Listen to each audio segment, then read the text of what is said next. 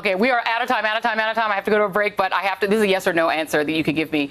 If in fact Diane Feinstein were to retire, will you nominate an African American woman to restore the seat that Kamala Harris is no longer in the United States Senate? And do you have a name in mind?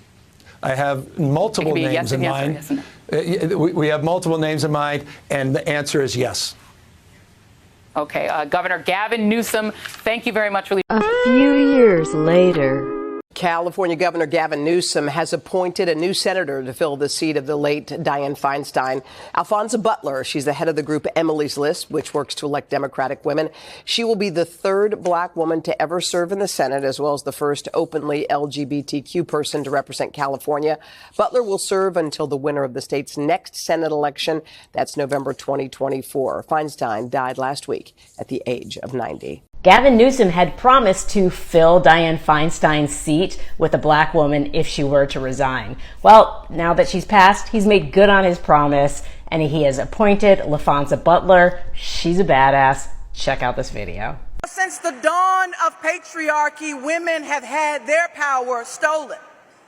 Time and again, we have been told what we can and cannot do, what choices we can and cannot make about our lives and our futures. But time and again, we have come together across race and across place to respond to questions about our rights with clarity and resolve. Our bodies belong to us. Our freedoms are not up for debate. That's my new senator. All right, guys, so we got to talk about Gavin Newsom, who is a radical governor from California, and his radicalism continues as he is now appointed what I think is undisputably an affirmative action appointee to the Senate to replace Diane Feinstein. Okay, it's bad enough that Diane Feinstein decided to die in office rather than step down and to live the rest of her life in a way that I think that senior citizens should, okay, not being in office, right? It's bad enough that she chose to selfishly hold office before passing away. But now, to make matters worse, the woke revolutionaries, the Democrat Party, the woke Democrat Party, Gavin Newsom, has nominated an affirmative action lesbian black woman not from California to replace Diane Feinstein in the Senate. Take a look.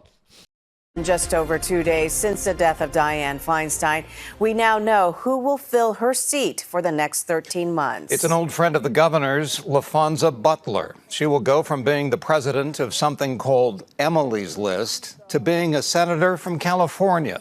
According to Politico, she is registered to vote in Maryland and based in D.C. Her work involves fundraising for pro-choice female Democratic candidates.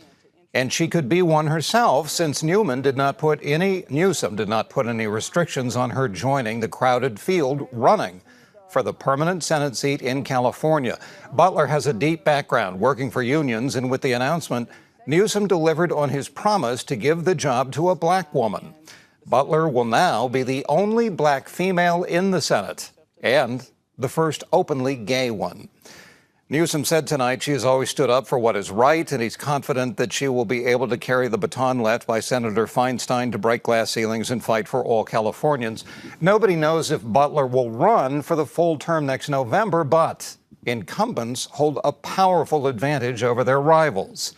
And their rivals are three other prominent Democrats in the race: Bay Area Congresswoman Barbara Lee, along with Representatives Adam Schiff and Katie Porter. Presumably Republicans will also field a Senate candidate.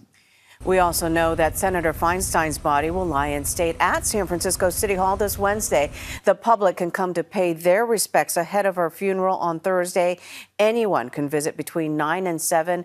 Her funeral will not be open to the public, but it will be streamed.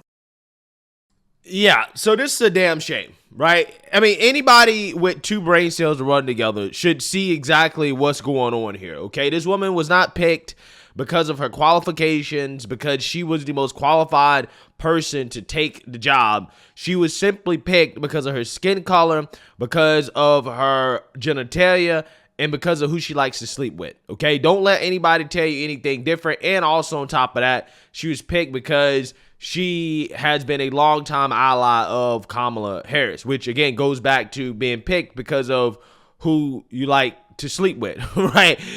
Which is how Kamala Harris made her career, right? I'm just saying. Again, this is a damn shame. It really is.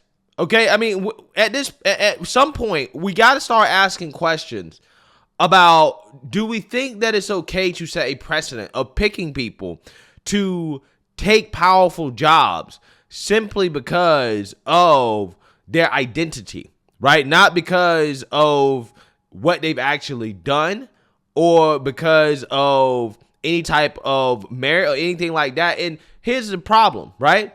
I would not be asking these questions. I would not be making this video in the way that I'm making it if Gavin Newsom did not come out and just say that, well, I'm going to nominate a black woman, right? I'm not going to pick the most qualified person, which very well could not be a black woman.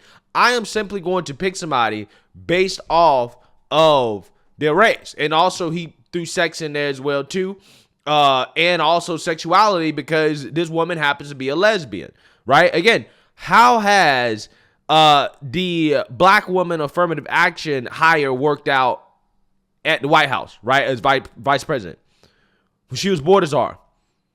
Look, the border has been an absolute disaster. It's been the most open that it's ever been in history. We have more people crossing the border than ever before. Okay, now again, a black woman was put at the forefront of being in charge of the border, and look what happened. It's an absolute disaster. Okay, everything that she touches is an absolute disaster. Okay, how has the affirmative action black lesbian press secretary worked out?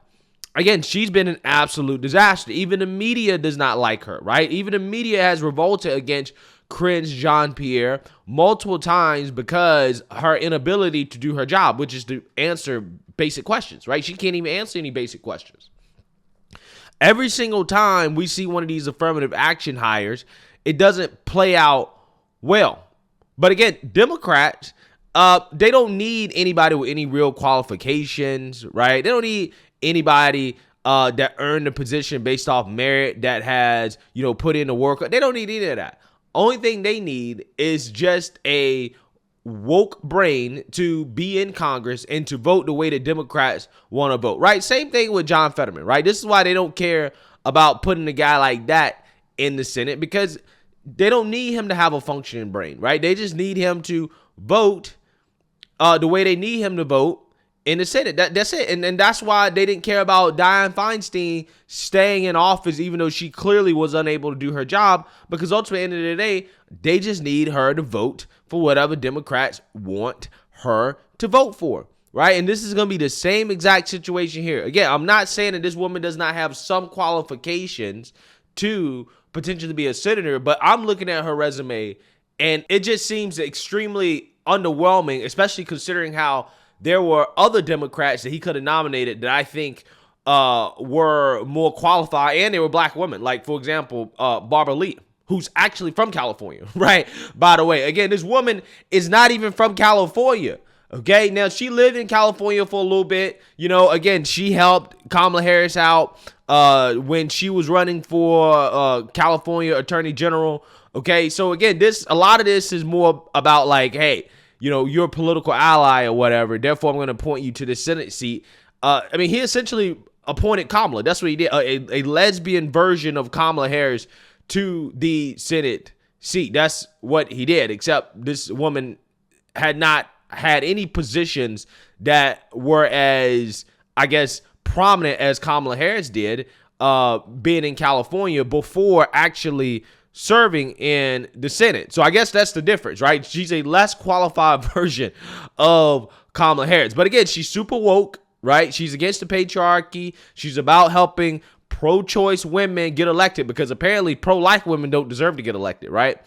Those women don't need help, right? Help women except the ones that disagree with us, right? Then you're not a real woman. Okay, this is what they did to Amy Coney Barrett. But regardless, this woman clearly, in my opinion, was not the most qualified person. Gavin Newsom chose her simply because of her identity, not because of her credentials. Maybe having something to do with her working with Kamala, that probably has a lot to do with it as well too. But regardless, this is a damn shame, and it's not something we should be cheering on because she's lesbian, okay, or she a woman because she's black. No, we should be shaming Gavin Newsom for doing this. We really should, because it's clear and obvious why he picked this woman. He picked this woman simply based off identity as a virtue signal to say, hey, look at me. I put the first black woman lesbian in the Senate, right? I kept my promise. When again, it was clear that you didn't do what this nation was founded upon, which is pick based off merit, right? To embrace meritocracy. But again, this is not what Democrats believe in. They don't believe in meritocracy, guys. And the downfall of meritocracy in our country is why our country has fallen off of a cliff. I'm so serious. It's because we don't do things based off who deserved them or who earned it. We don't do it anymore based off that. We do it based off who can get the most woke virtue signaling points, who can quote unquote make history. And we're seeing it all over the place, right? That's what we're saying. And it's really a shame. Again, we know exactly why he chose his woman. So when this woman gets smeared as an affirmative action hire, blame Gavin Newsom, because he told us straight up, he is picking a black woman. Okay, not the most qualified person. Same thing that Joe Biden did with Kamala. Same thing Joe Biden did with Corinne Jean-Pierre. Same thing Joe Biden did with the affirmative action Supreme Court Justice, Ketanji Brown Jackson. They want to boohoo, whine, and cry about it. But they, again, Biden's telling you straight up, I didn't pick because they were the most qualified. Which, again, black women, if you actually have any self-respect and dignity, you should be pushing back the hardest against this, right? You should be pushing back the hardest against being used as a political tool to score points for white liberals, because that's what's happening here, right? You see how this happens every single time. There's always some white liberal trying to score points by appointing a black person to a position that they're underqualified for. And then once the black person underperforms, it just hurts the credibility of black people in general. And now all of a sudden, any black person in a position of power is going to automatically be looked at, well, he's affirmative action. Well, he's not there because he's actually qualified or he earned it or anything like that. He's only there because some white liberal put him in that position, right? For woke virtue signaling points. Again, it's shameful, it's embarrassing, and this is actually holding black folks back, is actually setting black people back when Democrats continue to do stuff like this. So, hey, let me know what you guys think. Make sure you like, comment, and subscribe. Most importantly, share a black conservative perspective. Peace.